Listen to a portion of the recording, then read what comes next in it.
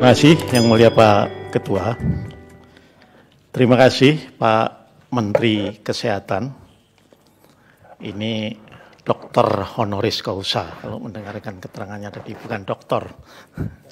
Ya, dokter honoris causa. Ya. Terima kasih sekali lagi dan tentu kami mengapresiasi atas penjelasan yang komprehensif. Pak Menteri, biasanya pembentuk undang-undang, terlebih pemerintah, kalau mau melakukan reformasi di satu bidang, ini menggunakan kaidahnya pesantren. Ya.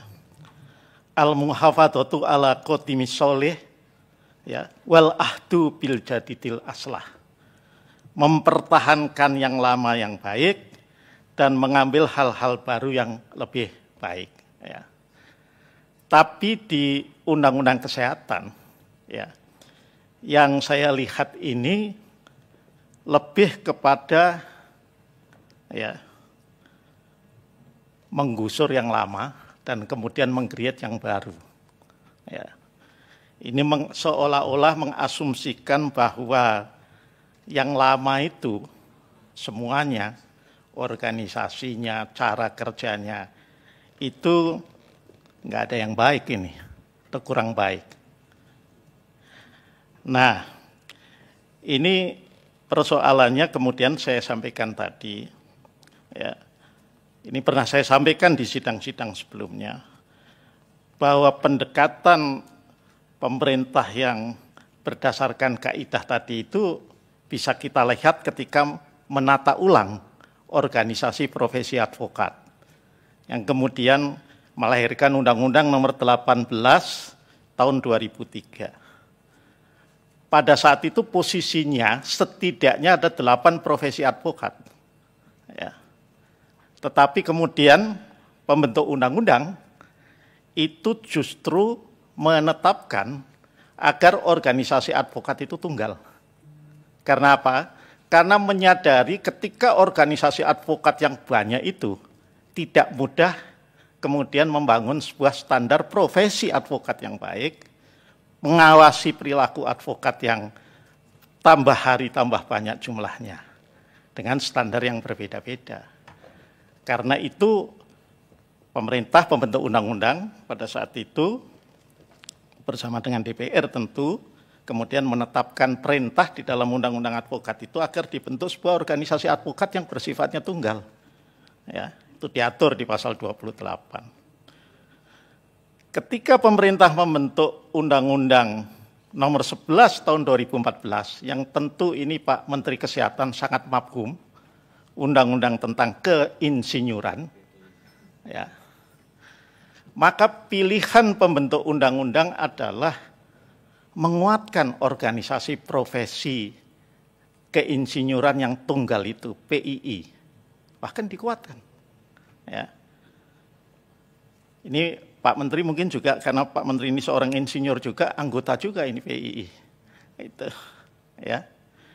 Tanpa kemudian melarang, ya, itu juga kalau mau bikin organisasi lain.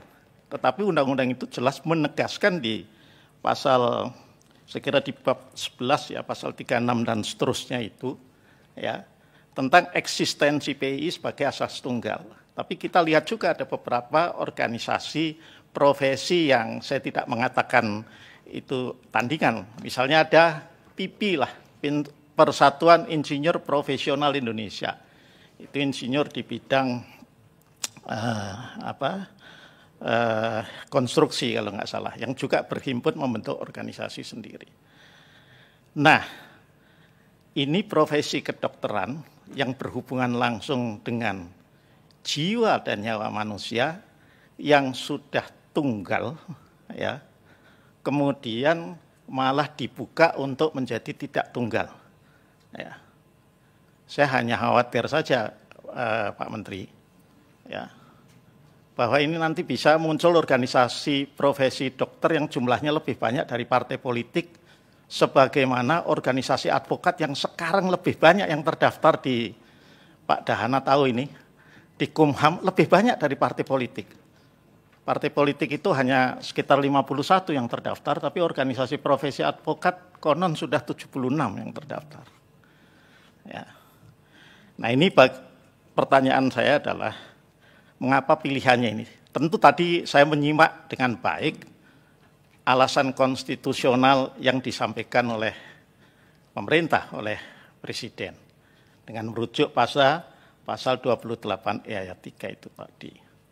Tetapi hak konstitusional berserikat dan berkumpul itu, Pak Menteri, juga bukan hak yang underogable right. Itu hak yang derogable right, yang bisa dikurangi, ya, demi untuk kemaslahatan yang lebih besar. Nah, kami terus terang membutuhkan penjelasan yang lebih jauh daripada sekedar alasan hak konstitusional yang diatur dalam konstitusi. Ya, karena sekali lagi, seperti yang saya sampaikan, hak berorganisasi, berserikat, berkumpul itu hak yang derogable right. Sebagaimana yang secara implisit tadi diatur di dalam Undang-Undang Nomor 11 Tahun 2014 keinsinyuran dan juga di Undang-Undang Nomor 18 Tahun 2003. Nah itu tadi. Nah, yang kedua barangkali penjelasannya adalah, ini tentu tidak terlepas dari pemahaman kami bahwa di ruang publik ini kan pemahamannya kan yang tadinya dunia pelayanan kesehatan itu dari tadinya, ini saya mohon maaf istilahnya barangkali tidak tepat, oligarki organisasi profesi kedokteran dan para dokter, ya. Tapi kemudian pilihannya ketika lahir Undang-Undang Kesehatan menjadi juga penguasaan sepenuhnya oleh pemerintah. Pilihannya kenapa seperti itu, ya? Ini kembali saya Pak Menteri, waktu putusan uji formil itu kan sebetulnya putusan yang tidak bulat, 5-4. Saya termasuk yang menolak uji formil itu, ya.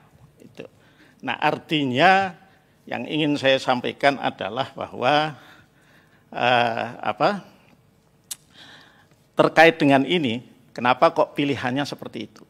Ya, pilihannya dari katakanlah yang tadinya pemerintah quote unquote, ya, tidak memegang kendali seolah-olah, apa benar apa enggak, ini mesti harus didalami lagi, menjadi kemudian pemerintah, ya, memegang sepenuhnya kendali atas pelayanan kesehatan. Iya memang betul bahwa pemerintah negara mempunyai kewajiban konstitusional untuk memberikan pelayanan kesehatan, ya, sebagai bagian dari memajukan kesejahteraan umum juga, itu, ya, dari tujuan bernegara. Nah pilihannya kenapa tidak kemudian di tengah-tengah, ya, otonominya masih ada, tapi kemudian juga kendali pemerintahnya juga tetap dilakukan.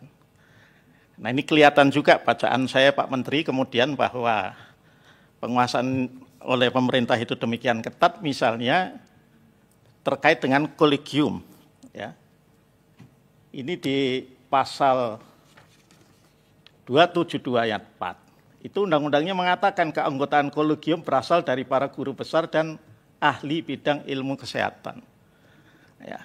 Tapi ini tidak tercermin di peraturan Pak Menteri loh, di Permenkesnya. Ya. Kata ini nggak ada. Tuh. Ya. Sehingga kemarin ya ada juga disebut yang kemudian ketua kolegium yang konon ini ya Pak Menteri ya, belum judgement ya, hanya karena kedekatan dengan Pak Menteri dan lain sebagainya. Nah, barangkali kalau konsistensi antara apa yang diatur dengan undang-undang dan kemudian dalam peraturan pelaksanaannya itu benar-benar tercermin, ya, ini juga barangkali bisa juga menjadi jalan tengah, karena begitu kemudian di Permenkesnya tidak kelihatan apa yang ada di dalam undang-undang, ya barangkali itu kemudian bisa didalilkan belum tentu juga dalil ini bisa kami terima, ya. Itu persoalan konstitusionalitas, katakanlah pemohon kalau dalam perkara ini, ya. Jadi dari saya itu saja. Sekali lagi terima kasih atas keterangan yang disampaikan atas nama Presiden. Kami kembalikan ya kepada Yang Mulia Pak Ketua.